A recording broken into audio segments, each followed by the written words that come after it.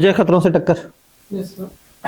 Meetings Kaif level पे भी आप लोगों ने ये टॉपिक पढ़ा था। किसे कहते हैं मीटिंग? बहुत सारे लोग जब इकट्ठे होंगे तो वो मीटिंग कहलाएगी। मीटिंग मुलाकात को कहते हैं। लॉ के अंदर कंपनियों में जब भी फैसला होता है वो हमेशा मीटिंग से होगा, चाहे वो डायरेक्टर्स की मीटिंग हो चाहे वो मेंबर्स की मीटिंग हो। कंपनियों में सिवाय इसकी एक एसएमसी हो, कंपनियों में जब भी फैसला होगा हमेशा जमहूरियत से होगा। और दो अलग अलग लेवल्स हैं। मेंबर्स को बुलाएंगे तो वो एक मेंबर्स की मीटिंग बन जाएगी और उसमें जमहूरियत से फैसला होगा। और कुछ ऐसे केसेस होते हैं जिसमें डायरेक्टर्स को बुलाया जाता है और फिर डायरेक्टर्स की मीटिंग से फैसला होता है। तो अगर हम सबसे पहले मैप देखने की कोशिश करें, वो कहते हैं मेरे करीब रहो तो ठीक है। मीटिंग दो तरह की हैं, डायरेक्टर्स की मीटिंग और मेंबर्स की मीटिंग। डायरेक्टर्स की मीटिंग में भी अगर आपको याद हो तो ये डिस्कशन हुई थी कभी कि अगर सारे डायरेक्टर्स को बुलाया जाए तो वो बोर्ड मीटिंग कहलाती है, यानी कि बोर्ड ऑफ डायरेक्टर्स की मीटिंग। और अगर एक खास कमेटी ने अपनी मुलाकात करनी हो तो वो कमेटी मीटिंग कहलाती है। यहां थोड़ी सी ब्रेक लगाते हैं। कैफ में बहुत ज्यादा बात नहीं होती थी। डायरेक्टर्स के जितने भी काम है हर वक्त सारे डायरेक्टर्स मीटिंग में इकट्ठे नहीं होते। कंपनियां क्या करती हैं, डायरेक्टर्स के ग्रुप्स बना देते हैं कि दो तीन ऐसे डायरेक्टर्स हैं जिनका फाइनेंस का बैकग्राउंड है, थोड़ा सा चीजों को समझते हैं। उनसे कहते हैं आप इन्वेस्टमेंट कमेटी के हेड बन जाएं, आप इन्वेस्टमेंट कमेटी को चलाएं। अब इन्वेस्टमेंट कमेटी होगी जो बैठ के इन्वेस्टमेंट वगैरह के मामलात को देखेगी, और जब भी बोर्ड इकट्ठा होगा तो बोर्ड के सामने ये कमेटी सिफारिशात रखेगी कि इन्वेस्टमेंट में हम लोग यूं यूं सोच रहे हैं। तो एक ऑडिट कमेटी होती है जो ऑडिटर्स, एक्सटर्नल ऑडिटर्स और बाकियों से डील करते हैं। तो कोई एचआर कमेटी होती है जो लोगों की हायरिंग फायरिंग वाली बातें करती है। तो कंपनियों ने क्या किया होता है, डिफरेंट इश्यूज के लिए कमेटीज बनाई हुई होती है। जैसे आपका आईकैप ने, अगर आईकैप में 16-17 काउंसिल मेंबर्स हो तो वो सारे के सारे एजुकेशनिस्ट नहीं होते, वो सारे के सारे फर्म्स को भी नहीं चला रहे होते। तो इन्होंने क्या किया होता है, आपस में मुख्तलिफ कमेटियां बनाई हुई होती हैं और कई दफा उसमें आम मेंबर्स को भी ऑप्शन दिया होता है कि आप भी आके इसका हिस्सा बन जाएं। जैसे एजुकेशन एंड ट्रेनिंग कमेटी, अब ये कमेटी है जो बैठ के एक वर्किंग करती है और फिर काउंसिल को अपनी वर्किंग पेश करती है और फिर काउंसिल उसके ऊपर एक डिसीजन लेती है। तो डायरेक्टर्स में अक्सर डायरेक्टर्स का बहुत ज्यादा काम कमेटियों को फॉरवर्ड हो जाता है। तो एक कमेटी होगी जिसमें 2 या 3 डायरेक्टर्स होंगे, वो अपने तौर पर अलग मुलाकातें करे होंगे। एक तो कंपनी की मुलाकातें, एक तरफ जनाब वो कमेटी वाले किसी जगह इकट्ठे हुए, आपस में खाना खाना खाया, स्टफ चिकन खाया, एक दूसरे से बातें शातें की, बात वो डिसीजन लिए और बाद में कंपनी सेक्रेटरी को बता दिया कि हम लोगों ने ये फैसले किए थे, ये आप अपने पास लिख लीजिएगा। तो रादर देन के सारा बोर्ड हर वक्त इकट्ठे हो, जब इकट्ठे 16-15 बंदे होंगे ना, झगड़ा ज्यादा होगा, मसले ज्यादा होंगे। तो सॉर्ट कर देते हैं और क्या करते हैं, कुछ लोगों की कमेटीज बना देते हैं और ये कमेटियां मिलके अपने तौर पे डिसीजन मेकिंग करती रहती हैं और उसके बाद अपने सारे फैसले उठा के बोर्ड ऑफ डायरेक्टर्स के हवाले कर देते हैं। तो जब इन सिलेक्टेड डायरेक्टर्स की मीटिंग हो तो वो कहलाएगी कमेटी मीटिंग, और जब सारे डायरेक्टर्स को बुलाया जाएगा वो बोर्ड मीटिंग कहलाएगी। इसी तरह से अगर सारे मेंबर्स को बुलाया जाए तो वो मशहूर मीटिंग जनरल मीटिंग कहलाती है। और अगर एक खास क्लास ऑफ मेंबर्स किसी खास ग्रुप ऑफ मेंबर्स को बुलाएं तो वो कहलाती है क्लास मीटिंग। तो जनरल मीटिंग, क्लास मीटिंग। सारे डायरेक्ट मेंबर्स को बुलाएं तो जनरल मीटिंग, और मेंबर्स की किसी खास category, for example preference share holders की मीटिंग, या अभी हमने थोड़े पहले पढ़ा था कि 3/4 मेजॉरिटी उनसे भी अप्रूवल लेंगे जिनकी क्लास मुतासिर हो रही है। तो क्लास मीटिंग का मतलब है क्लास ऑफ मेंबर्स की मीटिंग। तो 4 तरह की मशहूर मीटिंग हो गई, बोर्ड, कमेटी, जनरल और क्लास मीटिंग्स। अब कंपनी लॉ 2 चीजों में बड़ा कंसर्न है। आम लोगों के हकूक मुतासिर नहीं होने चाहिए और कंपनी की गवर्नेंस अच्छी होनी चाहिए। आम लोगों के हकूक से मुराद ये है कि मैं एक इन्वेस्टर हूं और मैंने कंपनी के शेयर खरीदे हुए, मेरे साथ बुरा नहीं होना चाहिए। तो कंपनियों में हजारों शेयर होल्डर्स के जो मामलात हैं वो मेंबर्स की मीटिंग में तय होते हैं। तो लॉ ने बहुत बड़ा फोकस किया इन जनरल मीटिंग्स पे। चैप्टर 3 हमारा इन जनरल मीटिंग्स पे फोकस करता रहेगा, और चैप्टर 4 और उसके साथ कोड ऑफ कॉर्पोरेट गवर्नेंस का एरिया हमारे डायरेक्टर्स की मीटिंग और ये किस तरह से कंपनी को चलाएंगे उस पर डील करेगा। तो मेंबर्स की मीटिंग्स कैसे होंगी और वहां डिसीजन मेकिंग कैसे होगी वो यहां पढ़ रहे होंगे इंशाल्लाह ताला। और फिर डायरेक्टर्स अपनी मीटिंग्स में मेनली क्या काम कर रहे होंगे और डायरेक्टर के जिम्मे क्या क्या ड्यूटीज है, वो कैसे आते हैं, वो कंपनियों को कैसे चलाते हैं, वो हम चैप्टर 4 और उसके साथ थोड़ा सा चैप्टर 8 का एक यूनिट पढ़ रहे होंगे इंशाल्लाह, गवर्नेंस वाला, उसके साथ हम देखने की कोशिश करेंगे। तो फिलहाल इस चैप्टर में मेरा टारगेट होगा मेंबर्स की मीटिंग्स कैसे होती हैं और उसके क्या टिकेट्स हैं। मेंबर्स की मीटिंग की तरफ आए तो 3 मशहूर ज़माना meetings, statutory meeting, annual general meeting, extra ordinary general meeting. बचपन से आप पढ़ते आ रहे हैं। अगर वन लाइनर डिफरेंस की बात करें तो statutory meeting very first meeting है, दोबारा नहीं होगी। एजीएम सालाना होने वाली मीटिंग है, और एक्स्ट्रा ऑर्डिनरी मीटिंग जरूरत होगी तो ये मीटिंग होगी, अदरवाइज मीटिंग नहीं होगी। जब इन मीटिंग्स की बात आती है तो हम एक डायग्राम के थ्रू उसको समझते हैं। कंपनीज एक्ट में इन तीनों के अलग अलग सेक्शन, 131, 132 और 133 अलग अलग सेक्शन हैं जो इनको साथ साथ डील कर रहे होते हैं। ये स्लाइड्स हो या आगे किताब हो या हैंडआउट्स हो, आपने नोट करना है कि आपको ज्यादातर जगह जो आप पढ़ रहे हैं उसके साथ एक रेफरेंस लिखा होगा कि हम कौन सा सेक्शन या कौन सी चीज पढ़ रहे हैं, ताकि आप उसको बेयर लॉ में भी ट्रैक करना चाहें तो कर सके, और जब आप वीकेंड पे अपने तौर पे बेयर लॉ को तेजी से पढ़ना चाहें तो आपको आइडिया हो कि मैंने कौन कौन सा सेक्शन देखा हुआ है, वहां जाके जल्दी जल्दी से उसको देख लिया। सर एक तो ये भी ठीक है कि जितना मैंने बुक खोल लिया वैसे ठीक है, रेफरेंस से पढ़ रहा हूं, मैंने आपसे देखा पहले ये बता, ठीक ठीक मैं पढ़ूं फिर खुद से जाके। जी बिल्कुल। अगेन ये भी हो सकता है कि आप जो है वो किताब ओपन कर ली जिससे आपको एक आइडिया हो गया। असल में पहला स्टेप क्या है? पहला स्टेप है आपने लेक्चर्स को कम से कम किसी सफे पे उतारना है। अब लेक्चर जब चल रहा होता है तो हवा में बहुत सारी बातें हो रही होती है। मैं हवा में बातें करते करते आपको साथ साथ कुछ स्लाइड्स दिखा रहा होता हूँ। ये स्लाइड्स अभी आपको फिजिकल फॉर्म में मिल रही है, जब किताब आ चुकी होगी तो भी स्लाइड्स आपको मिल रही होगी, लेकिन सॉफ्ट फॉर्म में मिल रही होगी। ग्रुप में साथ साथ हम शेयर करते रहेंगे। तो एक तरीका ये है कि आप इन स्लाइड्स को ही रेफरेंस पॉइंट बनाएं और इधर से एक मैप बनाएं और फिर बेयर लॉ में जाके उसको पढ़ लें। इंटरेस्टिंगली ये स्लाइड्स आर 90% फ्रॉम द किताब। हाँ, किताब में इस तरह के टेबल्स नहीं बने हुए, इस तरह के फ्लो चार्ट नहीं बने हुए होते, बीच में तस्वीरें आ जाती हैं रंग बिरंगी सी। किताब में उस तरह से नहीं है, किताब में तो फीके से अंदाज में सारी चीजें लिखी हुई होती हैं। तो पहला स्टेप है क्लास में जो सुना उसको किसी जगह पे ले गए, किसी जगह नोट कर लिया। अब प्रॉब्लम ये है कि आप अभी तक बेयर लॉ में उतरे नहीं। जब बेयर लॉ में उतरेंगे तो आपको एहसास होगा कि वो बहुत तकलीफदेह चीज है, जिसमें वो आप एक अच्छी भली स्टोरी पढ़ रहे होंगे कि अचानक से एक मोटा सा पैराग्राफ आ जाएगा, save as provided in section फलाना टू फलाना रूल। अब वहां जाएंगे तो वहां कुछ और नई कहानी लिखी हुई होगी। तो इधर फायदा ये होता है कि लेक्चर के दरमियान में जो चीजें जोड़ने वाली हैं वो जोड़ के आपको बताता हूँ, और देन हमारा हर वीक क्लोज होता है। हर वीक जब क्लोज होगा तो हर दिन का टारगेट मेरे ज़हन में सिर्फ इतना है कि आप घर गए और जो मैंने पढ़ाया था उसको या इन स्लाइड्स पे देख लिया या उसको किताब पे सोने से पहले देख लिया। याद करने के इरादे से तो नहीं देखना, सोने से पहले एक दफा उसको तेजी से गो थ्रू करना है कि हाँ ये वाली बात हुई थी, ये बात हुई थी, ये बात हुई थी। इजी हो गए, हौसला हो गया कि सर ने जो क्लास में पढ़ाया था वो किताब में लिखा हुआ है। वीकेंड पे पहले किताब उठाई, अब लेक्चर वाली बातें पूरी तो जहन में नहीं होंगी।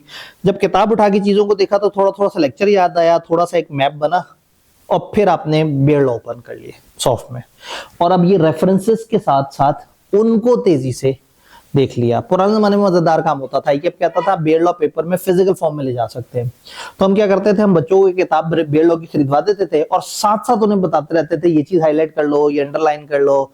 तो जो उन्होंने पढ़ा होता था उनका बेयर लॉ रंग बिरंगा हुआ होता था, तो पेपर में जहां खोलते थे उन्हें पता होता था ग्रीन का क्या मतलब है, लाल का क्या मतलब है। तो हम उधर से देखते हैं तो पेज नंबर लिखते हैं, वो उस पे थोड़ा पेज कर देते हैं।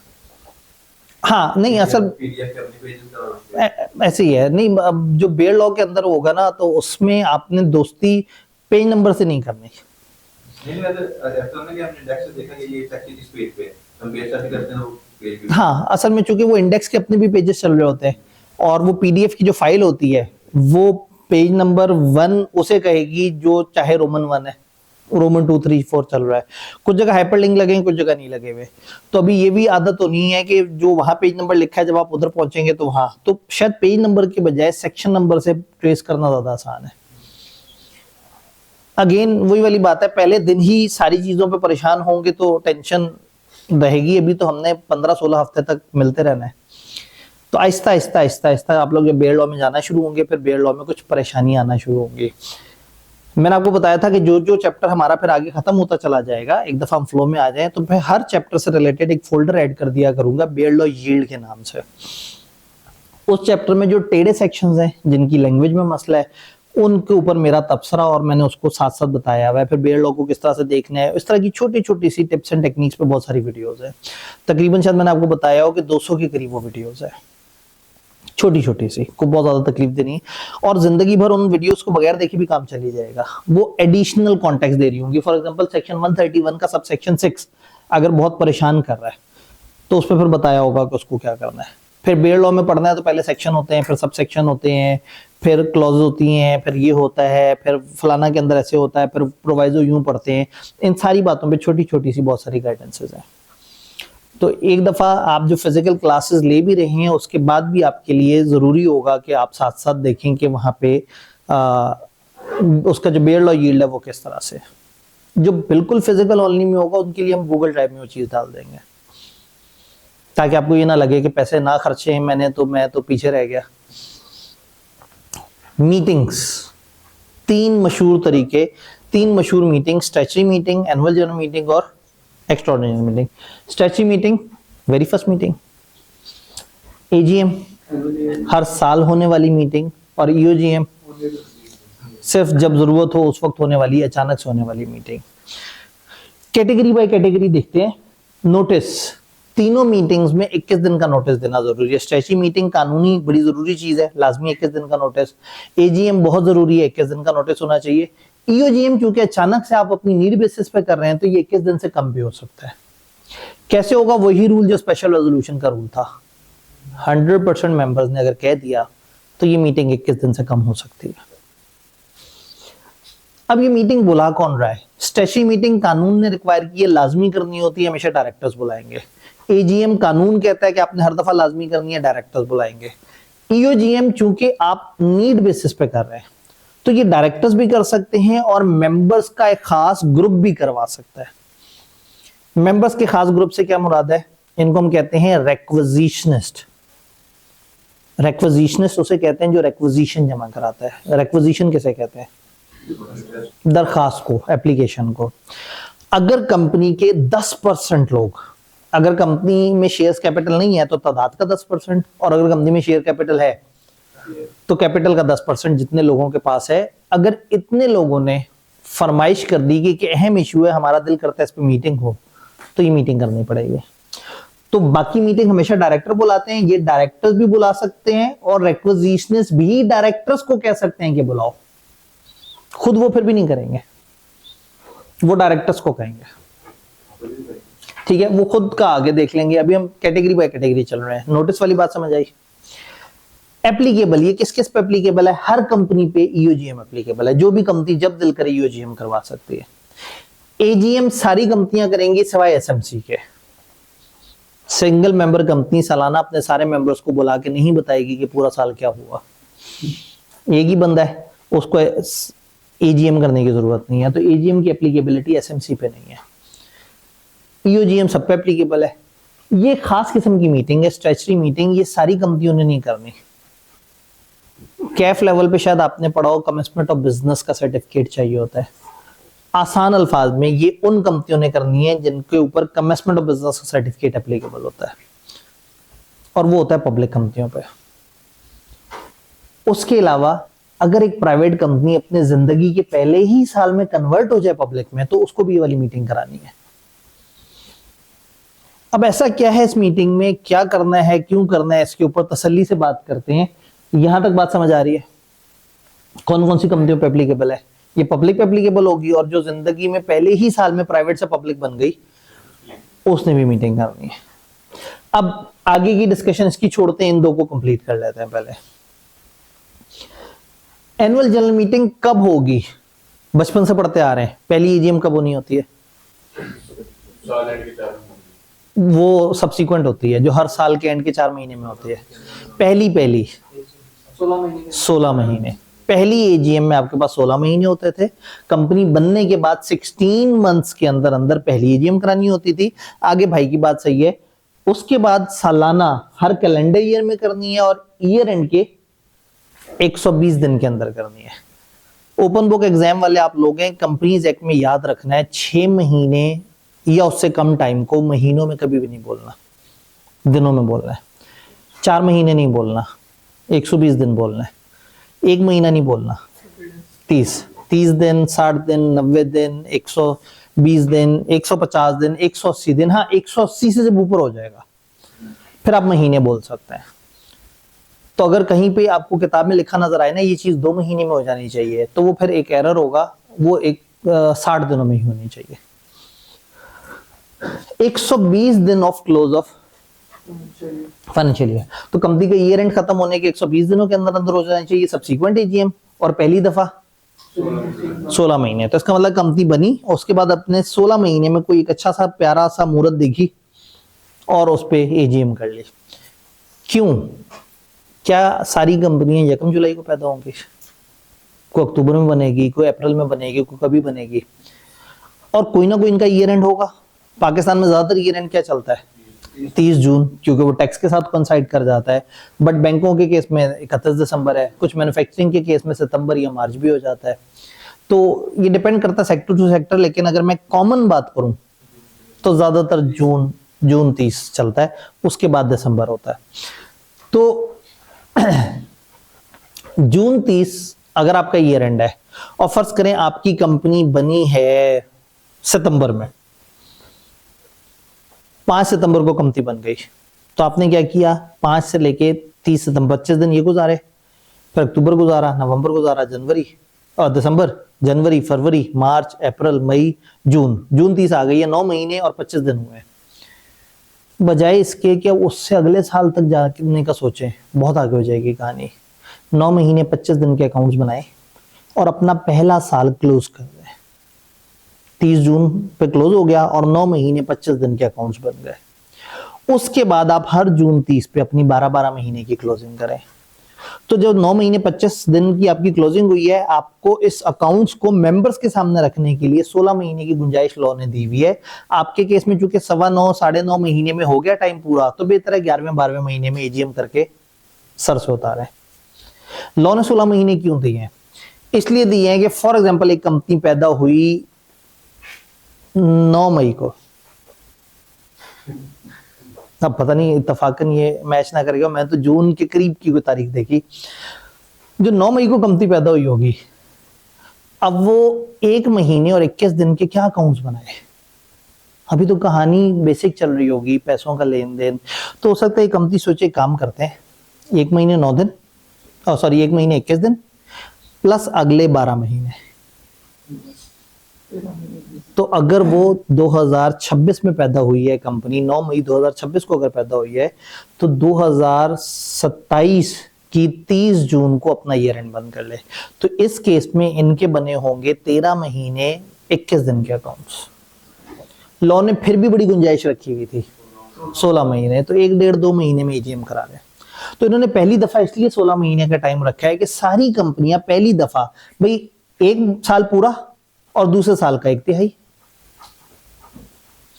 तो उन्होंने एडजस्टमेंट के लिए दे दिया। अब जो कंपनियां जून से लेके समझें मार्च के दरमियान कहीं भी पैदा होंगी, वो कोशिश करेंगी कि आने वाले जून में अपना ईयर एंड कर लें। और जो बिल्कुल ईयर एंड के आसपास पैदा हुई होंगी अप्रैल एंड, मई में, जून के स्टार्ट में, वो कहेंगे यार एक दफा पूरा साल क्लोज करते हैं, 1 साल 2-1.5 महीने के अकाउंट्स बना देते हैं। पहली दफा हो गया, पहला साल गुजर गया। अब हर साल आप अपने ईयर एंड पे अकाउंट्स को कर रहे हैं। अब आपको ईयर एंड के बाद 120 दिन की गुंजाइश है। हर अपने ईयर एंड के 120 दिनों के अंदर अंदर आपने मेंबर्स के सामने उस साल के अकाउंट्स रखने। और इस मीटिंग का नाम क्या होगा? Annual general meeting. हर साल करानी जरूरी है। कोई कैलेंडर ईयर बगैर एजीएम के नहीं जाना चाहिए। कभी भी आप कैलकुलेशन कर रहे हो और एक सन में सो रहा हो, सन 2027 में अगर आपने एजीएम नहीं कराई तो आपने गुनाह किया है। हर कैलेंडर ईयर में एजीएम होनी चाहिए। और कैलेंडर ईयर के अंदर क्या डेडलाइन है? जो भी आपका क्लोज ऑफ फाइनेंशियल ईयर है उसके 120 दिन। ये टाइमलाइन समझ आती है? ये कभी भी करा सकते हैं ईओजीएम, कानूनी रिक्वायरमेंट तो नहीं है ना। आपको अचानक से दिल किया, नाम बदलते हैं, चलो भाई ईओजीएम करा लें। तो ईओजीएम कराने की कोई डेफिनेट टाइमलाइन नहीं है। हाँ, अगर फरमाइश करने वालों ने फरमाइश कर दी अब वाजिब हो जाएगा। अब 90 डेज के अंदर अंदर उनकी फरमाइश की ये मीटिंग हो जानी चाहिए। ईओजीएम अगर एक्विजिशनिस्ट के कहने पे हो रही है तो उनकी दरखास्त के 90 दिनों के अंदर अंदर हो जानी चाहिए। और जो डायरेक्टर्स की अपनी मर्जी से हो रही है वो जब उनका दिल करे वही मीटिंग कर सकते हैं। ये बात समझ आई? एजेंडा क्या होगा, बिजनेस क्या होगा। कंपनी लॉ में वर्ड बिजनेस इस्तेमाल होता है एजेंडे के लिए।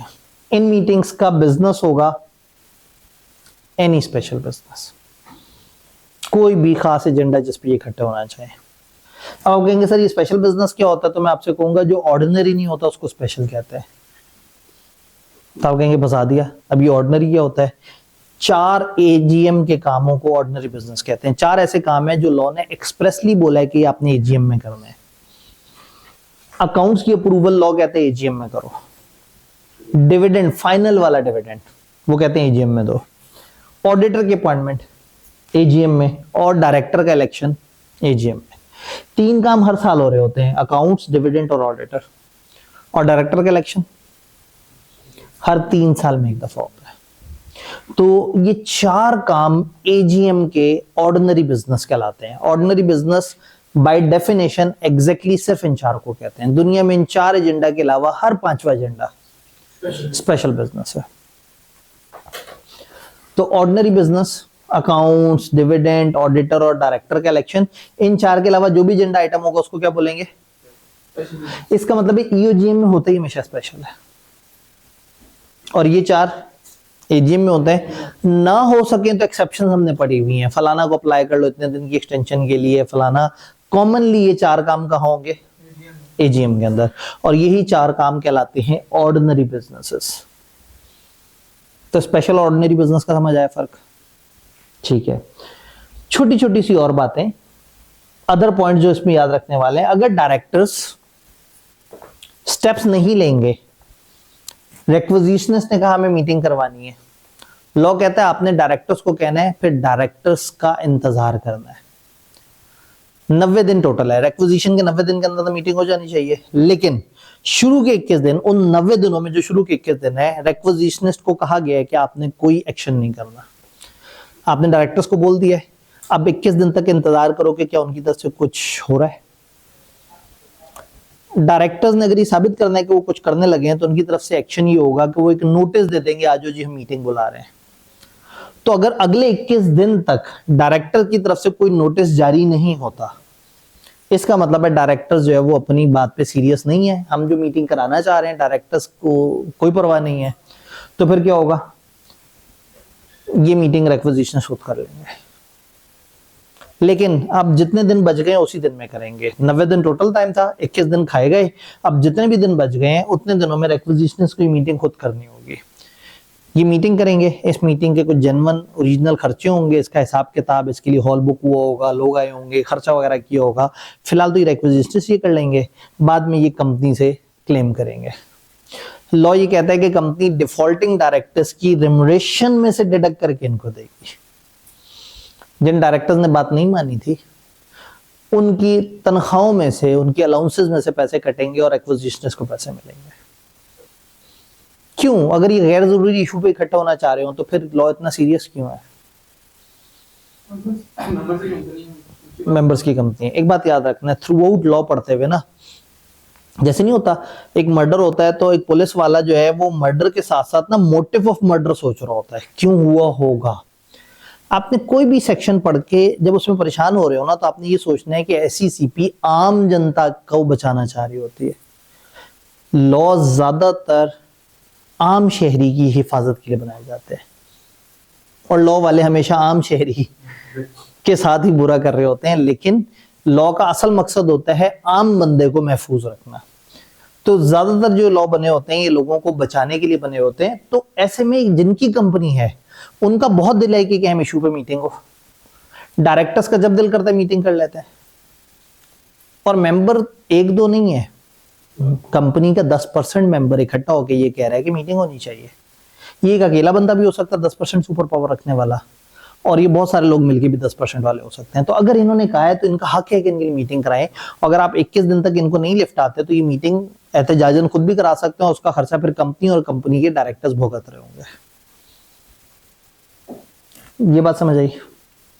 लिस्टेड कंपनी में 1-2 एक्स्ट्रा पॉइंट्स हैं। लिस्टेड कंपनी अपनी एजीएम उस टाउन में करेगी जहां आपका रजिस्टर्ड ऑफिस है, यानी जिस जगह आप रजिस्टर हुए आप बेसिकली उसी शहर, उसी कस्बे वगैरह को फोकस करेंगे। अगर आप एक छोटे कस्बे में हैं तो नियरेस्ट शहर में चले जाएं, और अगर आप एक शहर में हैं तो शहर में करें। सेक्शन का मतलब ये है कि आपने हमेशा शहर में करनी है अपनी जो मीटिंग है। एजीएम आपने उधर ही करनी है जहां आप रजिस्टर हुए हैं।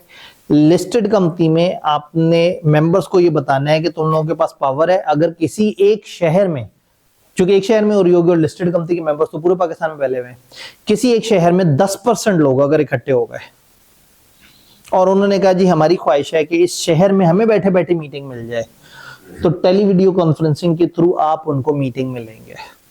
इसको हम कहते हैं वीडियो लिंक। कंपनी के बड़े उनके लिए एक जगह चूज करेंगे और उनको वहां से मीटिंग को देखने की इजाजत देंगे। जाहिर है कैफ लेवल में हमने हल्का सा पढ़ा था, इधर हम प्रैक्टिकली भी समझेंगे कि इसका क्या मतलब है। क्या यहां तक बात समझ आ रही है? इससे कनेक्टेड नहीं, फिर जरा ज्यादा आगे की बात हो जाएगी। ऑर्डिनरी बिजनेस में अप्रूवल ऑफ अकाउंट्स क्या मुराद है?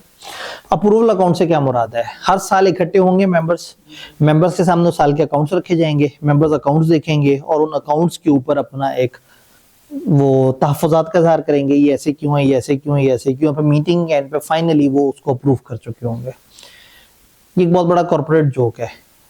चैप्टर 5-6 में जब पहुंचेंगे तो वहां अकाउंट्स की अप्रूवल का जिक्र आएगा, तो वहां आपने मुझे याद कराना है, तो फिर मैं बताऊंगा कि एग्जैक्टली अकाउंट्स अप्रूव होने का प्रैक्टिकल मतलब क्या है। क्योंकि वो जो एंट्री हो गई वही अब मैं देखे ना, अकाउंट्स की एंट्रियां की अकाउंटेंट्स ने, सियाने लोग थे। कंपनी के अंदर सीनियर चार्टर्ड अकाउंटेंट से बैठ के अकाउंट्स बनाए होंगे। कंपनी के सीएफओ लेवल के बंदे ने उसको ऑथेंटिकेट किया है। कंपनी के डायरेक्टर चीफ एग्जीक्यूटिव ने ओके किया। फिर एक बाहर से इंडिपेंडेंट चार्टर्ड अकाउंटेंट की फर्म आई है, उसने भी उनको देख के कहा जबरदस्त। इतने सारे सियाने लोगों ने कहा जबरदस्त, और चंद लोग जिनको अकाउंटिंग की सेंस भी नहीं है वो इकट्ठे होके क्या करने आए हैं, वो किस चीज को अप्रूव कर रहे हैं और उनका इस वक्त अप्रूवल से क्या मुराद है। ये जानने के लिए क्या होता है, वीडियो को एंड तक देखें, ठीक है। तो ये आज का टारगेट नहीं है, नेक्स्ट वीक इंशाल्लाह ताला जब हम अकाउंट्स और अकाउंट्स की अप्रूवल की बात कर रहे होंगे तो फिर मैं एग्जैक्टली बताऊंगा इस अप्रूवल से प्रैक्टिकली क्या मतलब है। तब तक हमने कुछ और सेक्शंस भी पढ़ लिए होंगे तो हमारा कॉन्सेप्ट जरा ज्यादा बिल्ड हो जाएगा। अकाउंट्स आफ्टर ऑडिट होंगे। जी, अकाउंट्स आफ्टर ऑडिट होते हैं। मेंबर्स को एजीएम के साथ ऑडिटर की रिपोर्ट भी भेजी जाती है, लेकिन उसको ड्राफ्ट रिपोर्ट कहते हैं, क्योंकि मेंबर्स ने उस ऑडिटर की रिपोर्ट को भी अप्रूव करना होता है। अब वही वाली बात है कि एक चार्टर्ड अकाउंटेंट की बनाई हुई रिपोर्ट को वो लोग जिनको अकाउंटिंग के अलिफ भी नहीं पता वो अप्रूव क्यों कर रहे हैं। उन्होंने अकाउंटेंट इसलिए हायर किया था कि मुझे नहीं पता तुम ऑडिट कर। अकाउंटेंट को इसलिए हायर किया था कि मुझे नहीं पता तुम अकाउंटिंग करो, फिर ऑडिटर इसलिए हायर किया था कि मुझे नहीं पता तुम ऑडिट करो, और अब ये अप्रूव कर रहे हैं कि उन्होंने सही काम किया या नहीं किया। तो ये अप्रूवल जो है ना, इसके पीछे बड़ी लंबी चौड़ी कहानी है। ये पाकिस्तान में होने वाला एक बहुत बड़ा मजाक है। मेंबर्स को पता ही नहीं लगता कि वो बेसिकली अप्रूव क्या कर जाते हैं। सर फर्म का काम तो खत्म हो जाता है ना, जब अकाउंट फर्म का काम तो खत्म हो गया ना, फर्म ने जनाब वो किया और निकल गए।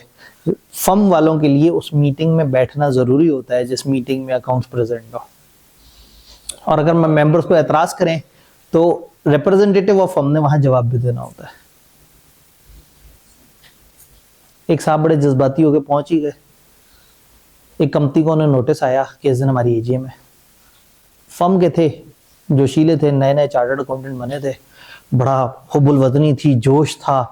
उन्होंने कहा मैं पहुंचूंगा एजीएम में ना। अब मैं एक दफा एक फाइनल का कोई सेशन था, शायद आईकेएप में था या किसी जगह में, एक डिस्कशन कर रहा था, तो एक बंदे ने पूछ लिया कि सर ये प्रैक्टिकली भी सब कुछ होता है या नहीं होता।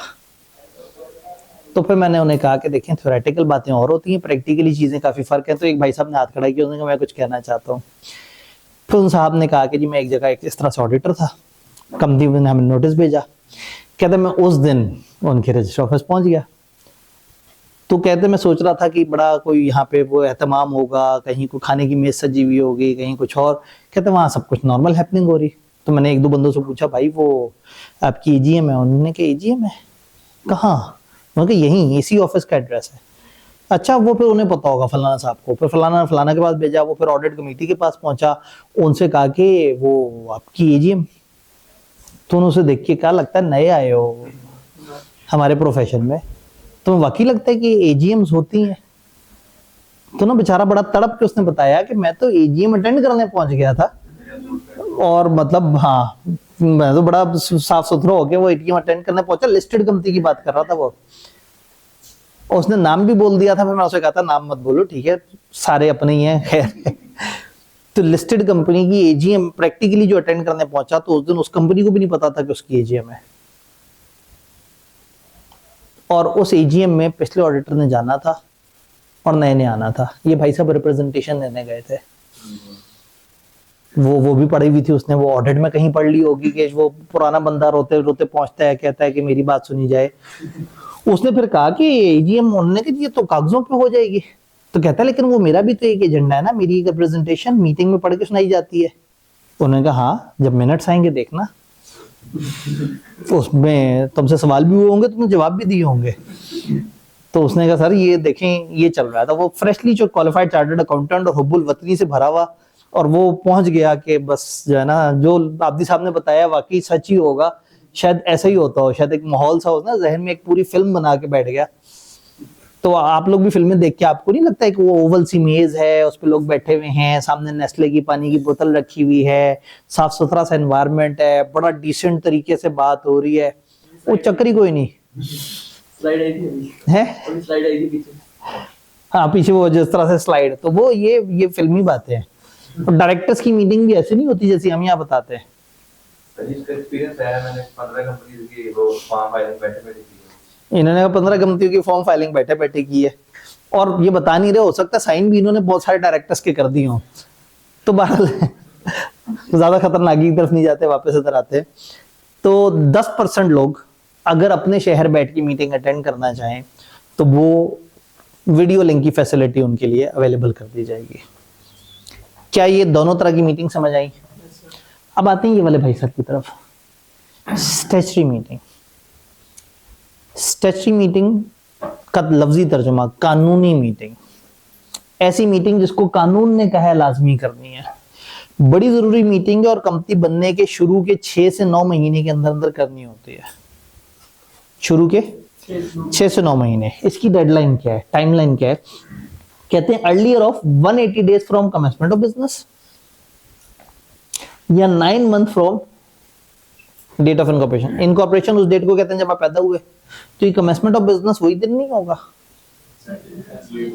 कैफ में आपने ये भी पढ़ा हुआ है कि कमेंसमेंट ऑफ बिजनेस एक और दिन होता है जब कंपनी को एक सर्टिफिकेट मिलता है कि वो अपना बिजनेस स्टार्ट कर सकती है, और इनकॉर्पोरेशन जब वो पैदा हुई है। तो जब जैसी कंपनी पैदा होती है उसको एक सर्टिफिकेट मिल जाता है, सर्टिफिकेट ऑफ इनकॉर्पोरेशन। कुछ कंपनियां फौरन से काम शुरू कर सकती हैं, लेकिन पब्लिक कंपनियों को और guarantee limited having share capital को फौरन से काम शुरू करने की इजाजत नहीं होती।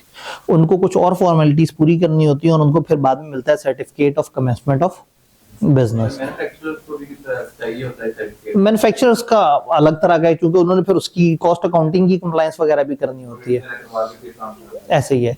तो ये तमाम कंपनियां जिनको certificate of commencement of business चाहिए, ज्यादातर उनके ऊपर स्टैच्यूटरी मीटिंग एप्लीकेबल होती है। अब जिस वक्त उनको कमेंसमेंट ऑफ बिजनेस का सर्टिफिकेट मिले उसके 180 दिन, वर्सेस जिस दिन इनकॉर्पोरेशन का सर्टिफिकेट मिला उसके 9 month, which ever is earlier.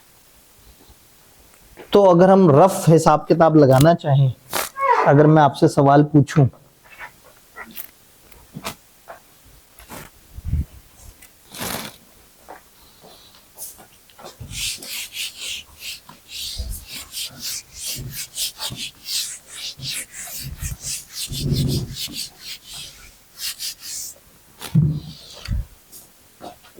Certificate of incorporation और certificate of commencement of business. एक कंपनी 1 जनवरी को इनकॉर्पोरेट होती है और 1 फरवरी को उसको कमेंसमेंट ऑफ बिजनेस सर्टिफिकेट मिलता है। क्या होगी डेडलाइन, कब तक स्टैच्यूटरी मीटिंग करवानी जरूरी होगी?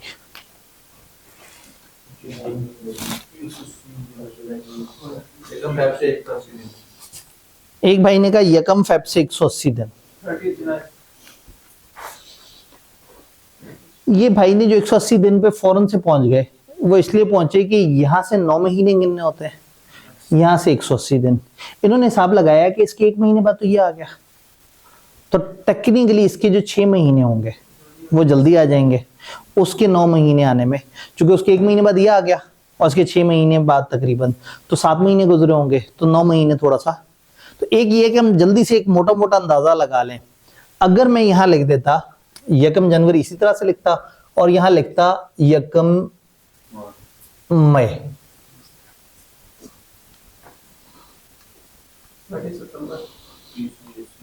तो अगेन उसके 9 महीने वर्सेस 4 महीने बाद ये तारीख आई है, तो 4 के बाद जो 6 महीने 180 दिन तकरीबन वो 10 के करीब बन जाएंगे, तो फॉर श्योर वो पहले आ जाएगी। अब कोई महीना 28 का हो, कोई 29 का हो, कोई 30 का हो, जो भी हो, 31 का हो, इतना बड़ा डिफरेंस तो नहीं आ जाएगा ना।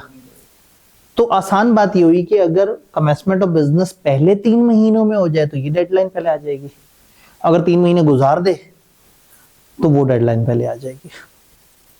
तो आपने करना ये है कि यहां ऐड कर देने 9 मंथ्स, यहां ऐड कर देने 180 डेज। जब मंथ्स ऐड करने हैं तो फिर भूल जाए 31 क्या, 28 क्या और 30 क्या। 1 जनवरी है, 1 फेब, मार्च, अप्रैल, मई, जून, जुलाई, अगस्त, सितंबर, अक्टूबर, 1 अक्टूबर 2000 व्हाट्सएवर जो आप डील कर रहे हैं, तो बन जाएगा 1 अक्टूबर 2000 फॉर एग्जांपल 26। जब 180 दिन आएगा ना तो यहां इतनी सीधी मैथ नहीं है, यहां हिसाब लगाना पड़ेगा। फेब में देखना पड़ेगा जो ईयर होगा ना, फॉर एग्जांपल 2026 को 4 पे डिवाइड करें जरा 4 पे डिवाइड कैलकुलेटर पे, 2026 डिवाइड बाय 4,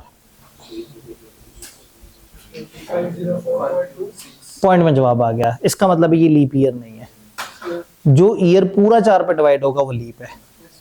तो पेपर में ज्यादा से ज्यादा वो फेब में कंफ्यूजन दे सकते हैं कि 29 और 28, तो अगर ये 2028 होता तो डिवाइड हो जाता, 2024 होता तो डिवाइड हो जाता। तो अगेन 28 दिन फरवरी के, फिर मार्च में 31, अप्रैल में 30, मई में, जून में, जुलाई में 31, 1 2 3 4 5 6 के करीब अलर्ट हो जाना है। इनका टोटल कितना बन रहा है? 181 ये देखना 0 0 साइड पे हो गए, ये 1 और 1 इस 8 में गया, तो फर्ज करें ये भी 30 हो गया, ये भी 30 हो गया, ये भी 30 हो गया, ये एक इजाफी है 181। इसका मतलब 180 दिन पूरे होंगे जब ये 1 फेब से कहानी शुरू हुई है। फेब, मार्च, अप्रैल, मई, जून, जुलाई, 30 जुलाई 2026 वर्सेस 1 अक्टूबर 2026। ये बाद में, वो पहले आ गई, वो डेडलाइन बन गई। डन।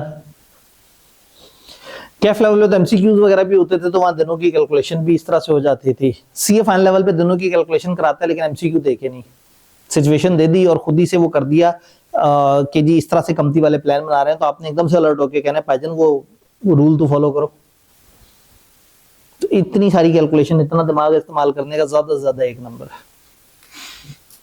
तो ऐसा बंदा क्या कहता है, रहने देते हैं, या पहले मोटा मोटा अंदाजा लगा लेगा बंदा और कह देगा नहीं ये तो रूल वायलेट हो रहा है, वो जो फलाना रूल था ना 180 दिन वर्सेस 9 महीने वो वायलेट हो रहा है। रादर दिन के पूरा हिसाब किताब लगा के वहां तक पहुंचने के बाद आप बताएं और फिर आपसे 1 आध दिन की एरर हो जाए। मोटा मोटा अंदाजा लगाया और कहा ये वाली जो हरकत कंपनी कर रही है, ये नॉन कंप्लायंस ऑफ ये वाला रूल है जो कि 180 डेज वर्सेस इसको कंपेयर करता है। तो जिस वक्त कर रहे हैं उस वक्त 180 दिन पूरे, वो 180 दिन से ऊपर हो गया टाइम। तो ऐसे में क्या होगा, चालाकी से असल कैलकुलेशन किए बगैर भी आप अपनी बात कन्वे कर देंगे।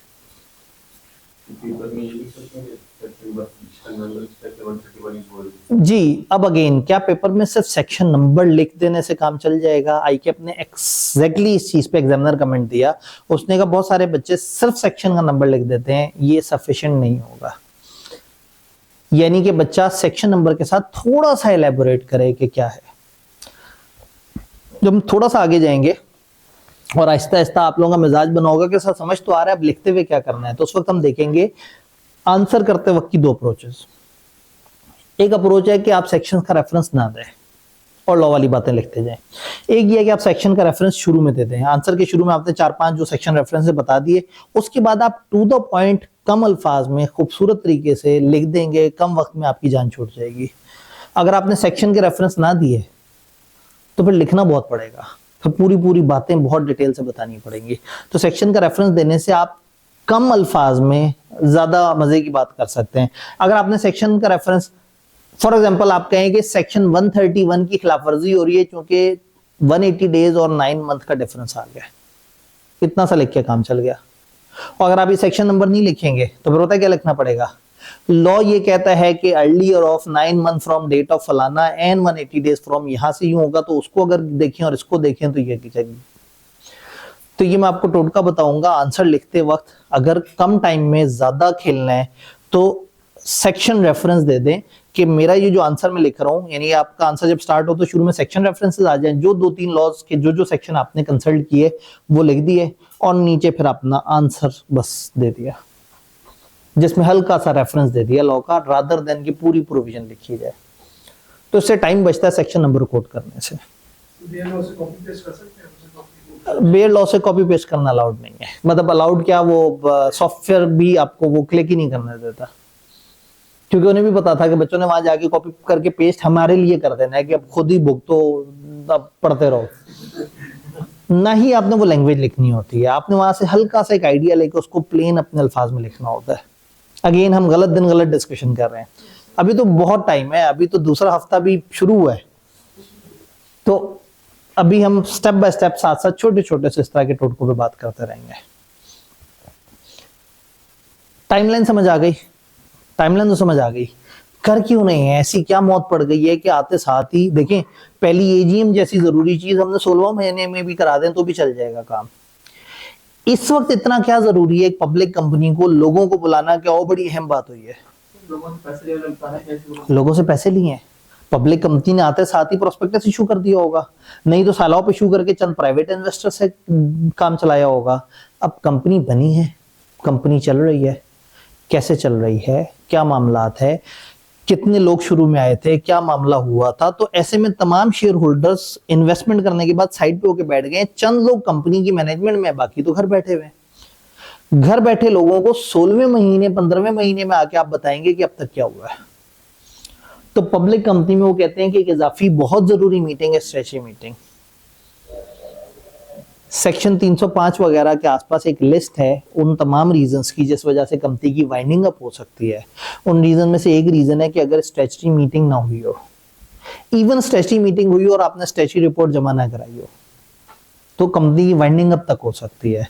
तो फिर होगा क्या, एक स्ट्रेची मीटिंग होगी, स्ट्रेची मीटिंग में कुछ अहम बातें डिस्कस होंगी। अब सवाल ये है कि वो अहम बातें क्या है जो स्ट्रेची मीटिंग में डिस्कस हो। आप सारे लोग एक कंपनी के मेंबर बने, एक कंपनी आई स्टार इंडस्ट्रीज के नाम से, star industries star industries limited. आपको ये पता था कि स्टार इंडस्ट्रीज जो है ना एक बड़ा ग्रुप है और इस ग्रुप की तो अभी तक 25 बड़ी मशहूर कंपनी है। जैसे एक नई कंपनी आई, आपने जनाब पैसे लगा दिए, आपने 1.5 लाख लगा दिया, आपने 5 लाख लगा दिया, आपने 13 लाख लगा दिया, आपने 10,000 रुपए लगा दिए, आपने 500 रुपए लगा दिए, आपने 20 लाख लगा दिए, आपने 2 करोड़ लगा दिया, आपने 2 शेयर खरीद लिए कि जरा देखें सही होता क्या है। आप इन्वेस्ट करके बैठे हुए हैं। अगर कोई बंदा आज 70,000 80,000 की 1 तोले चांदी खरीद ले या 10 तोले चांदी खरीद ले, तो वो हर दिन सुबह से लेके शाम तक यही देखता रहता है कि उसके रेट ऊपर नीचे हुए कि नहीं हुए। कोई 5,000 के शेयर्स भी खरीद लेना तो वो हर दिन स्टॉक एक्सचेंज की प्राइसेस को बड़े ध्यान से देख रहा होता है कि मेरे पैसों का क्या बना। अब सोचे ना, एक इन्वेस्टर बन के सोचे, स्टाइपेंड समेत बड़ा मुश्किल होगा ऐसा सोचना, लेकिन जो है वो आप एक इन्वेस्टर हैं और आपका 20 लाख रुपया लगा हुआ है, आपका 15,000 कहीं लगा हुआ हो, तो आप तो हर दिन की फ्लक्चुएशन के साथ एक एक्सेल पे फाइल बना के कह रहे होते हैं कि आज 511 रुपए का मुझे प्रॉफिट हो गया, कल 305 रुपए के लॉस में था।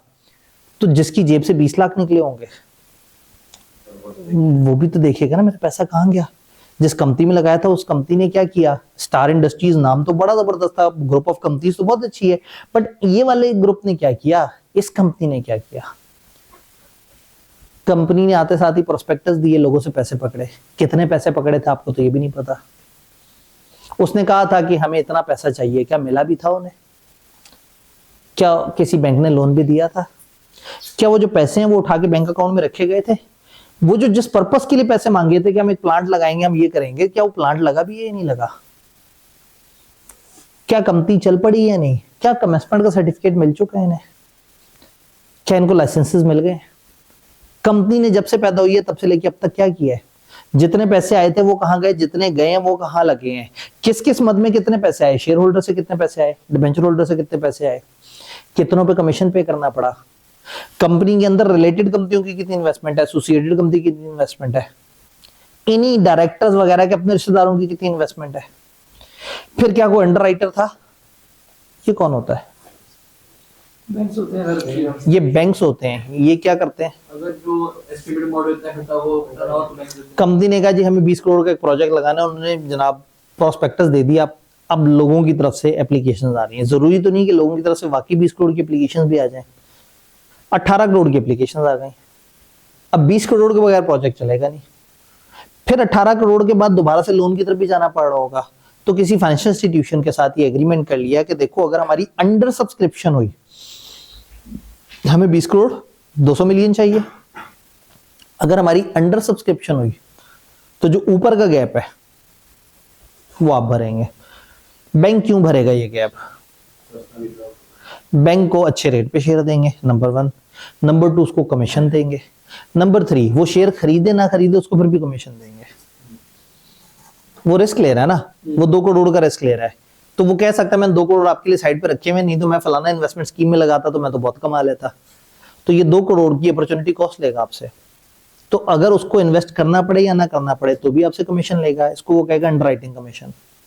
और अगर इन्वेस्ट करना पड़ गया तो जितने इन्वेस्ट किए वो बल्क में खरीदने पे अलग से कमीशन लेगा, टेकअप कमीशन, तो वो अंडरराइटिंग का कमीशन भी ले लेगा और शेयर्स का टेकअप कमीशन भी ले लेगा।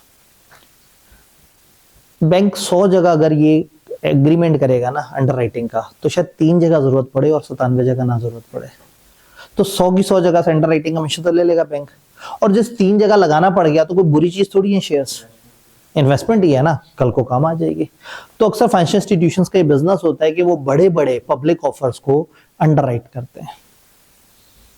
अब आप ये जानना चाहते हैं कि क्या हमारे यहाँ अंडरराइटर था तो कौन था, जरूरत पड़ी उसकी या नहीं पड़ी, उसने कितने शेयर लिए, फिर मेरे अलावा और कौन कौन मेंबर्स हैं कंपनी में, मेरी शेयर होल्डिंग अब कितने परसेंट है, मेरे पास जो 20 लाख है क्या मैं कंपनी के 1% वाली उसमें भी आ रहा हूं या नहीं आ रहा। तो कंपनी के ये सारे मामलात, कंपनी का पैसा, कंपनी के एसेट्स, कंपनी का ऑडिट, कंपनी के अकाउंट्स, ये सारी चीजें जानना हर मेंबर के लिए जरूरी है। तो होगा क्या, कंपनी वाले सारे मेंबर्स को खत लिखेंगे और उन्हें कहेंगे आओ फलाना दिन इकट्ठे होते हैं, बड़ा मजा आएगा, आपको बताते हैं कंपनी में अभी तक हुआ क्या। तो फिर क्या होगा, सारे लोग उस दिन आ जाएंगे। 10,000 मेंबर्स थे कंपनी के, सबको कंपनी ने कहा आओ तुम्हें राज की बात बताऊं। उस दिन 10,000 में से 8,000 लोग आ जाएंगे। ये 8,000 लोग ठहरेंगे कहाँ, किस हॉल में मीटिंग कराएं इनकी। बहुत बड़ा शादी हॉल कितना बड़ा होता है, 2,000 बंदे, खत्म कहानी। 2,000 भी बहुत बड़ी तादाद है, 1,000 बंदों का हॉल बहुत बड़ा हॉल होता है। तो 8,000 बंदा मीनारे पाकिस्तान में इकट्ठा ही होगा, स्टेडियम में इकट्ठा होगा, हॉकी ग्राउंड में इकट्ठा होगा, किसी आम जगह पे इकट्ठा होगा। कितना तंबू कनाते लगानी पड़ेंगी जब 8,000 बंदे को इकट्ठा करना हो। तो कंपनी तो रुल जाएगी इंतजाम करते करते। फिर मजे की बात है कि इतने सारे लोगों की मीटिंग को ऑर्गेनाइज रखना, वहां तो धींगा बुझती चल रही होगी, वहां तो अचानक से पीटीआई वर्सेस नून लीग की लड़ाइयां शुरू हो जाएंगी, अचानक से जनाब वो कोई मौलवी बीच में कुछ बोल पड़ेगा तो वहां पे मजहब छिड़ जाएगा। इतने सारे लोग इकट्ठे सुकून से बिठाना भी बड़ा मुश्किल काम है। तो आते साथ इनको बिरयानियां देनी पड़ेंगी ताकि अगर अपने ध्यान लगे। तो 8,000 बंदों को अगर बिरयानी खिला दी और 200 रुपए की अगर एक बिरयानी है,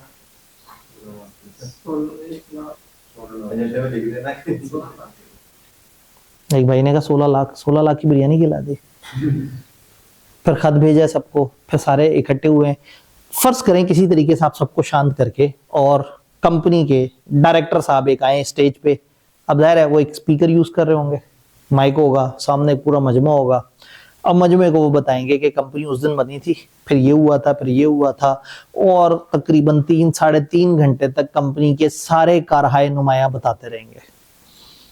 ये सारा कहने के बाद वो कहेंगे अब आप में से किसी का कोई सवाल है तो बताएं।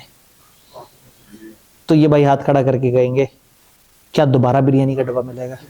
क्योंकि अब और तो किसी का कोई कंसर्न नहीं है। मतलब इतनी बोर मीटिंग, इतनी लंबी मीटिंग में मकसद ही फौत हो गया। इतनी खूबसूरत, इतनी प्यारी, इतनी जरूरी मीटिंग का बेड़ा गर्क हो गया। तो ना बुलाएं लोगों को, बुलाना भी जरूरी है, और आ जाएं तो भी मुसीबत पड़ जाती है। तो इसका लॉ ने एक सोल्यूशन दे दिया, स्टैच्यूटरी रिपोर्ट। उसने कहा जो कुछ उन्हें बताना है ना इस रिपोर्ट में लिख दो, और मेंबर्स को मीटिंग से 21 दिन पहले ये रिपोर्ट उनके घर भेज दो। और नोटिस में पता क्या लिखो, इस मीटिंग का सिर्फ एक एजेंडा है, to discuss and approve statutory report. हम सिर्फ इस रिपोर्ट में लिखी हुई चीजों को डिस्कस करेंगे और सिर्फ इसी के ऊपर अप्रूवल होगी, और लोगों के घर भेज दो। अब आपने 10,000 लोगों को खत भेजा, और खत में उन्हें कहा कि मीटिंग में इसी रिपोर्ट में जो लिखा हुआ है उसके ऊपर बस डिस्कशन होगी, चिट चैट होगी। 10,000 लोगों ने वो रिपोर्ट देखी। रिपोर्ट के अंदर सारी बातें लिखी हुई थी, तस्वीरें बनी हुई थी, स्टैट्स दिए हुए थे, नंबर्स दिए हुए थे, ऑडिटर की रिपोर्ट बनी हुई थी, सारा कुछ मौजूद था। तो जो जो उनके जहन में तहफ्फुज़ात थे, परेशानियां थी, दूर हो गई।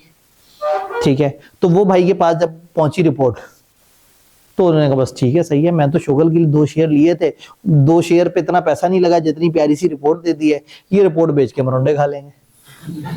ठीक है, नहीं तो रिपोर्ट्स का एक बड़ा अच्छा इस्तेमाल होता है। इसका बड़ा अच्छा सा कागज होता है, आप इसे फाड़ के और अलमारी में रखते हैं, और उसके ऊपर जब कपड़े रखते हैं तो वो गंदे नहीं होते, अखबार वगैरह जल्दी पोसीदा हो जाता है। तो जिसको रिपोर्ट का ये यूज करना था उसने वो यूज कर लिया, जिसने पढ़ के समझना था समझ लिया। हाँ, वो 20 लाख वाले कौन थे? ठीक है, अब जिन्होंने 20 लाख रुपया खर्चा हुआ है ये कहेंगे नहीं, ऐसे नहीं, ऐसे नहीं जाने दूंगा, मैं जाऊंगा वहां, देखो तो सही। ये पहुंच जाएंगे मीटिंग में, इन जैसे कुछ 100 लोग आ जाएंगे। 100 लोगों को मैनेज करना भी आसान है जी। 2 करोड़ वाले दोस्त भी। हाँ, उसने फिर वो उधर से देखना है कि अच्छा ये जब बैठे हुए होंगे ना मीटिंग में, तो साइड पे ना एक रिकॉर्ड खुला हुआ होगा कंपनी में इस वक्त कौन कौन शेयर होल्डर है। तो तमाम शेयर होल्डर्स की लिस्ट वहां आ रही होगी, तो वो जाके देखेंगे अच्छा 20 लाख शेयर्स खर्च के मैं 71वें नंबर पे हूँ। अगर मैंने 5 लाख के और लगाए हुए होते ना तो मैं टॉप 13 लोगों में आ जाता। मतलब मैं डायरेक्टर बन सकता हूँ 5 लाख और खर्च करके। तो तमाम लोगों को ये नजर आ जाएगा कि कंपनी के शेयर होल्डर्स कौन कौन से हैं, किस तरह से है। और ये चंद लोग इकट्ठे होंगे तो ये चंद सवाल पूछेंगे कंपनी के डायरेक्टर से, और डायरेक्टर उन सवालों का इनको जवाब दे देंगे। इस मीटिंग के बारे में लॉ ये कहता है कि members are at liberty to discuss anything, but no decision can be pass for which resolution was not given in the notice. मतलब हमने बात नहीं है तो उसके जो नोटिस में नहीं लिखा हुआ उस पर डिस्कशन हो सकती है, अप्रूवल नहीं हो सकती। Members are at liberty to discuss anything. Members liberty market पे इकट्ठे हैं ताकि कुछ भी डिस्कस कर सके, ये तर्जुमा बनता ना, members are at liberty to discuss anything. तो यानी कि मेंबर्स को आजादी है, वो जो मर्जी डिस्कस करें, लेकिन जो नोटिस में नहीं लिखा वो अप्रूव नहीं हो सकता। कितना प्यारा ने टोटका निकाला। इसका मतलब है कि अब अगर किसी मीटिंग का नोटिस होगा तो जो उसमें एजेंडे लिखे हैं उनके अलावा कोई अप्रूव नहीं हो सकता। तो यहां आ गए हमारे चालाक चार्टर्ड अकाउंटेंट भाई, वो अब एक नोटिस में जुमला लिखवाते हैं, इस मीटिंग में ये 5 एजेंडाज होंगे, एजेंडा 1 2 3 5 बिजनेस लिखे, और छठा लिख दिया any other business with the permission of chairman. उससे चेयरमैन अचानक से कोई भी एजेंडा सामने रखे और उसके ऊपर डिस्कशन और अप्रूव हो जाए तो वो भी वाजिब हो जाएगा, क्योंकि आपने नोटिस में लिखा था कि जो चेयरमैन कोई कहेगा वो एजेंडा भी शामिल होगा। तो to discuss and approve statutory report, और ये स्टैच्यूटरी रिपोर्ट 21 दिन पहले मेंबर्स को दे दी जाती है। लिस्ट ऑफ मेंबर्स मीटिंग में ओपन होगी और जो भी उसे देखना चाहे देख सकता है। ये मीटिंग वक्तन फवक्तन एडजर्न हो सकती है। एडजर्न मतलब मुलतवी हो सकती है, और मुलतवी होने पे भी जो अगली दोबारा मीटिंग होगी उसमें जो फैसले होंगे वैसे ही वैलिड होंगे जैसे ओरिजिनल मीटिंग के। देन इसकी फर्स्ट कैजुअल टेबल है, ये क्या चीज होती है? फर्स्ट कैजुअल टेबल है आर्टिकल्स का जो फॉर्मेट है। आर्टिकल्स के फॉर्मेट में अब आर्टिकल्स एक तरीका ये है कि हम टेबल उठा के सारा पढ़ें, दूसरा तरीका ये कि जब हम कंपनी एक पूरा पढ़ के जब टेबल ए की तरफ जाएंगे तो टेबल ए की तकरीबन मैक्सिमम क्लॉजेज हमने पढ़ ली होंगी। तो मैंने क्या किया है, जो टेबल ए की जो मुख्तलिफ क्लॉजेज हैं जो कंपनीज एक्ट ने एक्सप्रेसली डिस्कस नहीं की, वो बीच में अचानक से क्रॉस लिंक के तौर पर सामने आ जाएंगी। फर्स्ट कैजुअल टेबल ए की क्लॉज 25 और 30 क्या कहती है? वो कहते हैं जो 21 दिन है ना, includes day of meeting but exclude day of, दिनों को गिनती करने का तरीका सिखाया है। नोटिस वाला दिन शामिल नहीं है बट मीटिंग वाला दिन शामिल है। मीटिंग से किस दिन पहले? मैं एक तजर्बा करता हूं, बड़ा तेजी से जवाब देना है। 22 से 25 तक छुट्टियां, कितनी छुट्टियां? सोचना पड़ा, और जल्दी से जवाब देते तो 3 कह देते। 25 और 22 में 3 का डिफरेंस है। तो अगर मैं कहूं 22 से 25 तक छुट्टियां हैं तो फौरी तौर पे सोचें तो 3 जहन में आता है, और अगर हम दोनों को शामिल करें 4। अगर मैं कहूं 22 के 3 दिन बाद क्या आएगा? 25, क्योंकि 22 पे आप खड़े हैं, 3 दिन बाद की बात हो रही है। तो जब इतने दिन पहले या इतने दिन बाद हो तो हम वही कर सकते हैं जो आपके जहन में फौरन से आया था। आप 25 में से 22 माइनस कर दें तो 25 और 22 के दरमियान 3 दिन का फासला है। लेकिन अगर 22 भी इंक्लूडेड हो, 25 भी इंक्लूडेड हो, तो ये 4 दिन कहलाएंगे। उन्होंने एक तरफ का दिन इंक्लूड किया और एक तरफ का इंक्लूड नहीं किया। इसका मतलब जब आपने 21 दिन गिनने हैं तो आपने सिंपल वही मैथ करनी है जो कैलेंडर वाली मैथ है। आज 25 तारीख है तो 21 दिन पहले नोटिस भेजा जाना चाहिए था। 25 माइनस 31, 4 या 4 से पीछे तक नोटिस चले जाना चाहिए था। तो दिनों की गिनती में बड़ा सिंपल सा रूल है कि आपने एक तरफ का दिन काउंट करना है और एक तरफ का दिन काउंट नहीं करना है। तो कैफ लेवल पे एमसीक्यूज में काफी ज्यादा कंफ्यूजन होती थी। कैफ में अक्सर आईकेप की किताब एरर कर जाती थी क्योंकि उस लेवल पे आपने ये रूल नहीं पढ़ा हुआ था। तो अब बड़ा सिंपल सा होगा, पेपर में कभी भी काउंटिंग करनी होगी तो आपने सिंपल वही मैथमेटिकल कैलकुलेटर वाली काउंटिंग करनी है, रुक के नहीं गिनना 22, 23, 24, 25, एरर हो जाएगा। 25 22 के कितने दिन बाद आता है? 3 दिन के बाद। 25 को अगर मैं आपसे कहूंगा कम से कम 3 दिन पहले ये काम करो तो 25 में से 3 माइनस करेंगे, 22 या 22 से पीछे। Adjournment is initiated by chairman with consent of member. Adjournment जब भी होगी चेयरमैन करेगा लेकिन सबकी रजामंदी से करेगा।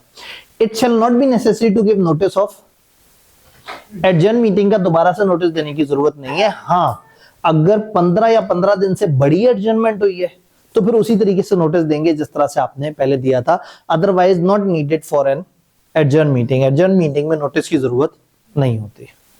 अगर मीटिंग एडजर्न हो रही है तो एजेंडा ऐड करवा जाता है। जी, अब अगेन मीटिंग अगर एडजर्न हो रही है तो क्या एजेंडा ऐड करवा सकते हैं? अनफॉर्चुनेटली चूंकि आपके पिछले नोटिस में जो एजेंडा था वो उसी तरह से है। अगर एडजर्नमेंट इतने दिनों से ऊपर हो गई कि उसमें एक और सेक्शन ने हमें इजाजत दे दी, सेक्शन 140 है, उसमें हमें ना एक और टाइमलाइन भी बताई हुई है। 5% लोग एक खास टाइम पहले तक एक नोटिस ऐड करवा सकते हैं। तो कॉमनली एडजर्न मीटिंग में नया एजेंडा ऐड नहीं होता। लेकिन अगर आपने ये रिवाइज नोटिस दे दिया और इस रिवाइज नोटिस से उतने दिन पहले, जिसका भी हम थोड़ा सा आगे भी जिक्र करेंगे, तो फिर आपको करना पड़ेगा। बात समझ आई?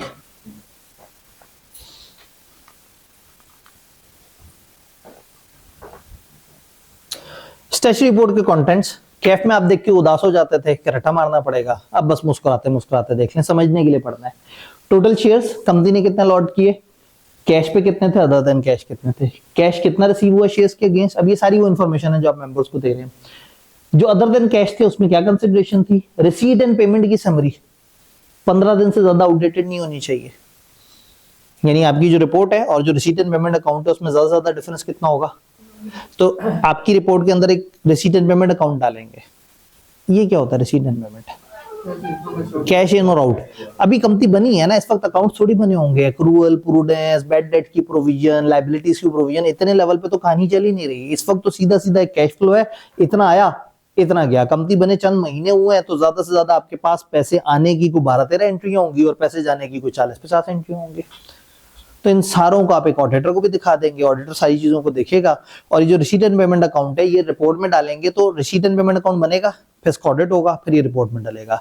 लेकिन इतना डिले नहीं डाल देना कि रिसीट एंड पेमेंट अकाउंट पिछले महीने का हो और रिपोर्ट अगले महीने पहुंची हुई हो। ज्यादा से ज्यादा 15 दिन रिसीट की डिटेल होगी, पेमेंट्स होंगी, इन हैंड बैलेंस कितना है और प्रीलिमिनरी एक्सपेंसेस की कितने आपका अंदाजा है कि इतना लग जाएगा, और कोई भी कमीशन या डिस्काउंट वगैरह दिया तो उसकी डिटेल, कंपनी के बड़ों की डिटेल, इस वक्त director, chief executive, secretary, auditor वगैरह कौन है, कोई कमीशन जो आपने दिया है शेयर्स पे और खासतौर पे जो डायरेक्टर, चीफ एग्जीक्यूटिव वगैरह या इनकी कंपनियों को दी है रिलेटेड पार्टी, कोई भी ऐसे कॉन्ट्रैक्ट है जो मेंबर्स के सामने रखने हैं कि हमने कर लिए थे, तुम लोग इकट्ठे हो गए तो तुम्हारे सामने रखेंगे अप्रूवल के लिए।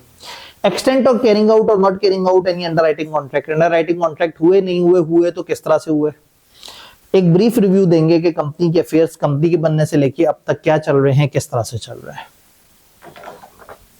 क्या ये सारी बात समझ आ रही है? देन फाइनली ये सर्टिफाई करेगा चीफ एग्जीक्यूटिव और कम से कम एक डायरेक्टर, अगर लिस्टेड कंपनी होगी तो सीएफओ भी साइन करेगा। ऑडिटर की रिपोर्ट लगी होगी इस रिपोर्ट के साथ जिसमें बताएगा कि allotment of shares, cash received और रिसीट्स एंड पेमेंट्स वगैरह के ऊपर वो तस्दीक करेगा कि हाँ भाई ये मैंने देखा है, और ये सारी चीजें उठा के आप मिस्टर रजिस्ट्रार को जमा करा देंगे। तो क्या हमें स्टैट्यूटरी मीटिंग के बारे में सारी बातें समझ आई? पक्का? आज का हमारा टारगेट है डिफरेंट टाइप ऑफ मीटिंग्स को हम कवर करेंगे। कल का दिन हमारा मीटिंग की फॉर्मेलिटीज के लिए होगा और इंशाल्लाह ताला आगे फिर मीटिंग को कवर करते करते हम अगले जोन में इंशाल्लाह एंटर हो जाएंगे। एसईसीपी की मीटिंग्स, जो मीटिंग आप ना करा पाए फिर एसईसीपी आएगा, यानी स्टैट्यूटरी मीटिंग अगर उस टाइमलाइन में ना हो जो लॉ ने बताई है तो एसईसीपी आ जाएगा। अगर एजीएम उस टाइमलाइन में ना हो तो एसईसीपी आ जाएगा। और ईओजीएम वो फरमाइश करने वालों ने फरमाइश की और आप उनकी सुन नहीं रहे तो ये मीटिंग्स कौन कराएगा? एसईसीपी। वो कहते हैं एसईसीपी की मीटिंग में कोई भी रूल्स, कोई भी रेगुलेशन एसईसीपी रखना चाहे तो रख सकता है। इवन अगर वो कहते हैं कि एक बंदा भी आ गया तो वो हो सकता है कहते कोरम पूरा हो गया। इस मीटिंग का खर्चा एसईसीपी बेयर करेगा और बाद में कंपनी से लेगा। एसईसीपी चाहे तो कंपनी से ले ले और चाहे तो कंपनी के कुछ ऑफिसर से ले ले, या डिवाइड कर ले कि आधा कंपनी दे दे आधा ऑफिसर्स दे दे। कैफ लेवल पे हम बड़े शौक से देखते थे कि पेनल्टी लेवल 3 की है, लेकिन अब सीफेप लेवल पे हमें याद रखने की जरूरत नहीं है कि कहाँ लेवल 1 है, कहाँ 2 और कहाँ 3 है। ओपन बुक का एक बहुत बड़ा फायदा ये है कि आपको याद नहीं करना, और बहुत बड़ा नुकसान ये है कि आपको याद नहीं करना। ये याद रखना है। हाँ, असल में जब याद नहीं करना ना बंदा इतना इजी हो जाता है कि कुछ भी याद नहीं कर रहा होता, फिर पेपर में ढूंढ रहा होता है। तो हमने लॉजिक याद रखनी है, मैप याद रखना है, बट अंदर कितने दिन है, कितनी पेनल्टी है, कौन कौन से डॉक्यूमेंट्स हैं, किस अथॉरिटी को कितने दिन में जमा कराने हैं, उस पर ज्यादा टेंशन नहीं लेनी। अगर एक मीटिंग को इनवैलिड डिक्लेयर करना हो, सेक्शन 136 बीच में आया, एक बड़ा यूनिवर्सल रूल है 10% लोग 30 दिन में जब भी अदालत के पास जाएं तो वो कंपनी के बहुत सारे फैसलों को रिवर्स कर सकते हैं। तो यहाँ पे भी 10% लोग 30 दिन में अदालत जाएंगे तो अदालत जाके मीटिंग की किसी भी कार्रवाई को इनवैलिड डिक्लेयर करना चाहें जो अदालत को ठीक लगे, और अदालत से मुराद high court having jurisdiction over आपका रजिस्टर्ड ऑफिस, और हाई कोर्ट में भी कौन? कंपनी का बेंच, और कंपनी के बेंच में कौन? उसका रजिस्ट्रार। ये बातें तो याद है ना पहले हफ्ते वाली? हाई कोर्ट हर सूबे में होती है ना जी, हाई कोर्ट हर सूबे में होती है। हाई कोर्ट हर सूबे में होती है। जो पंजाब में कोई कंपनी है तो उसका होगा जो भी बिल्कुल जो जिस अहाते को हाई कोर्ट लग रही है। समटाइम क्या होता है एडमिनिस्ट्रेटिव पर्पस के लिए उसके विंग थोड़े से स्प्रेड कर दिए जाते हैं। फॉर एग्जांपल भावलपुर में भी आपको हाई कोर्ट मिल जाएगी, क्योंकि पंजाब एडमिनिस्ट्रेटिवली जो है उसको इस तरह से डिवाइड करना पड़ता है। तो इसलिए हमने टेंशन नहीं लेनी। उन्होंने क्या कहा है, जौन सी हाई कोर्ट आपके ऊपर जुरिसडिक्शन रखती है। अब ये अदालतों का मामला है कि उन्होंने कौन सी एरिया से लेके कौन सी एरिया, भाई रावलपिंडी वाले इस्लामाबाद जाएं या पंजाब आए, दिखने में तो इस्लामाबाद करीब है। तो अब इसका मतलब है ये हमने लॉजिक और जज्बात की बेस पे नहीं करना। जो अदालत जुरिसडिक्शन डिफाइन करेगी कि कौन सा एरिया कहाँ आता है, वो उनकी मर्जी है। यहां पे हमारा जो इससे आगे यानी कि जब हमारा नेक्स्ट लेक्चर या उससे आगे बात होगा तो हम मीटिंग्स की डिफरेंट किस्म की फॉर्मेलिटीज पे बात कर रहे होंगे कि मीटिंग में नोटिस किस तरह से सर्व होते हैं, डॉक्यूमेंट्स किस तरह से होते हैं, रिप्रेजेंटेटिव। और यहाँ जब वोटिंग की बात आएगी तो हम बहुत ही जज्बाती हो जाएंगे, फिर ई वोटिंग को भी समझेंगे, पोस्टल बैलेट को भी समझेंगे और उससे रिलेटेड भी सारी रेगुलेशंस पे बात करेंगे इंशाल्लाह। तो इस वीक का टारगेट हमारा ये है कि हमने ये चैप्टर अलोंग विद इस चैप्टर के साथ जो एक नई रेगुलेशन है जो हमने कैफ में नहीं पढ़ी हुई उसको समझेंगे। मौका मिला तो थोड़ा सा डायरेक्टर्स के अंदर एंटर हो जाएंगे। ये जो आपको स्लाइड्स मिली हैं इसका जो आखिरी सफ़ा है उसमें डायरेक्टर्स के बारे में भी जिक्र किया हुआ है। तो देखेंगे हम आपने आखिरी लेक्चर तक वहां तक पहुंचते हैं या नहीं पहुंचते। तो इंशाल्लाह ताला मिलते हैं, इस वीक के टारगेट को ख़त्म करते हैं बाकी कल।